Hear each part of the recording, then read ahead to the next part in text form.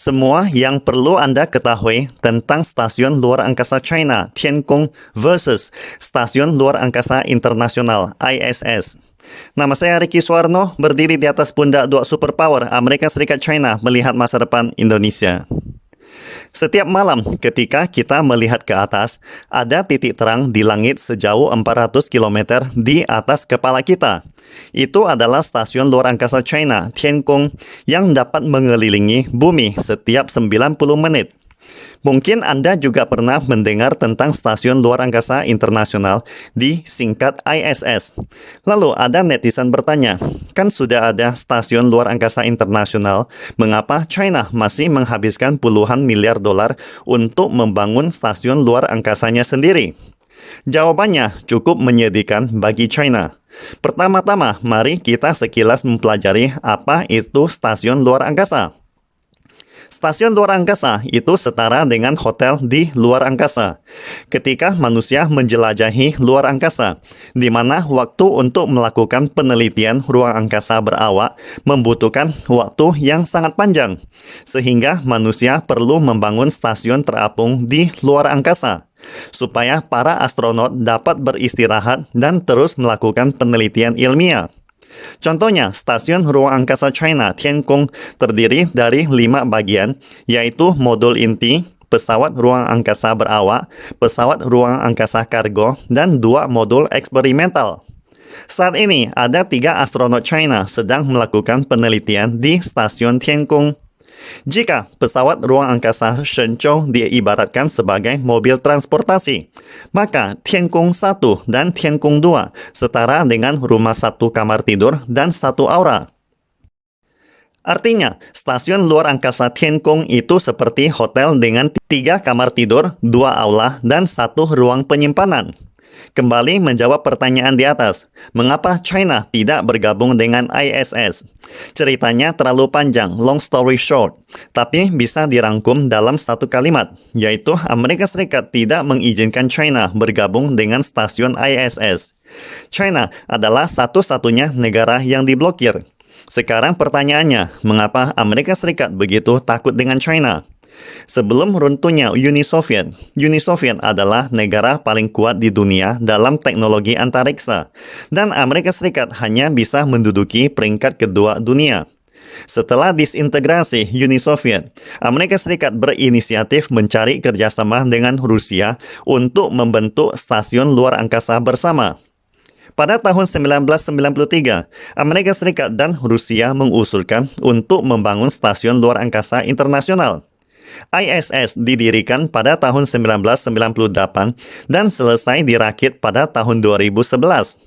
Lebih dari 20 negara berpartisipasi dalam proyek stasiun ISS. 242 astronot melakukan penelitian di dalamnya, tetapi tidak ada satupun astronot dari China. Mengapa demikian? Karena pada tahun 2011, Kongres Amerika Serikat mengeluarkan Undang-Undang The Wolf Amendment, khusus melarang kerjasama antara Amerika Serikat dan China di bidang luar angkasa. Singkatnya, Amerika Serikat ingin memblokir dan menghancurkan perkembangan industri luar angkasa China. Namun, di bawah sanksi keras Amerika Serikat, China tidak pernah menyerah. Pada awal tahun 1992, China menetapkan 3 langkah strategi untuk rekayasa kedirgantaraan. Pertama, China harus dapat naik ke luar angkasa, keluar dari kapsul luar angkasa, dan membangun stasiun luar angkasa tersendiri.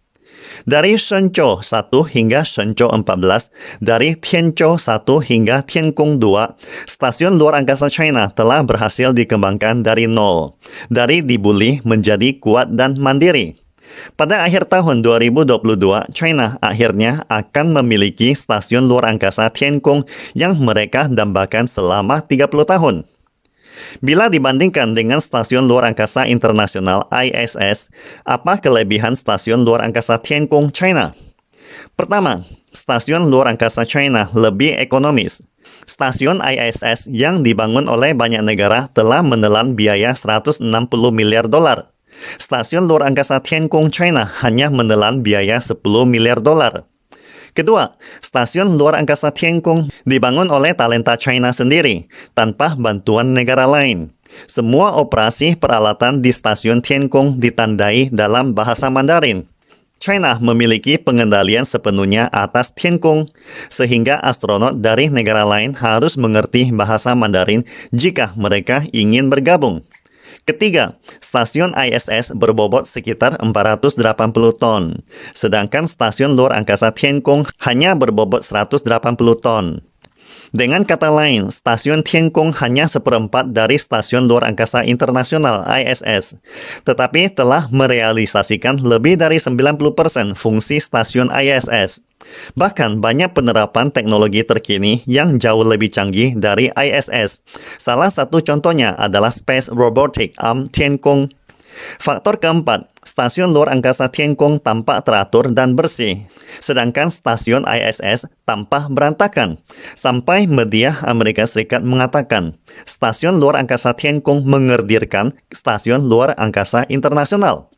Hari ini telah banyak negara mengantri bekerja sama dengan China untuk menjelajahi luar angkasa bersama. China juga telah membuka undangan ke semua negara di dunia. Di antaranya 18 negara telah lulus berbagai penilaian, sehingga para astronot asing sedang seru-serunya belajar bahasa Mandarin. Stasiun ISS yang akan kadaluarsa pada tahun 2024 memaksa sikap Amerika Serikat mengalami perubahan 180 derajat. Pakar Amerika Serikat mulai merayu jika China setuju. Amerika Serikat sangat bersedia bergabung dengan stasiun luar angkasa China. Amerika Serikat sebenarnya telah mengajukan permintaan jauh hari sebelumnya. Namun ditolak China dengan alasan bahwa proyek penelitian Paman Sam tidak memenuhi standar.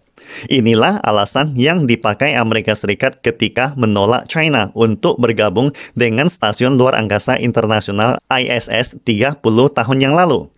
Tampaknya Paman Sam tidak bisa mengelakkan buah karma yang ditanamnya sendiri. Konflik Rusia-Ukraina telah mengakibatkan perselisihan antara Amerika Serikat dan Rusia di stasiun luar angkasa internasional.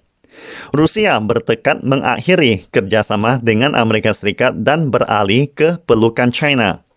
Dalam 2 tahun mendatang, seiring berakhirnya masa penggunaan ISS, Tiangong, China akan menjadi satu-satunya stasiun luar angkasa yang mengorbit di dunia.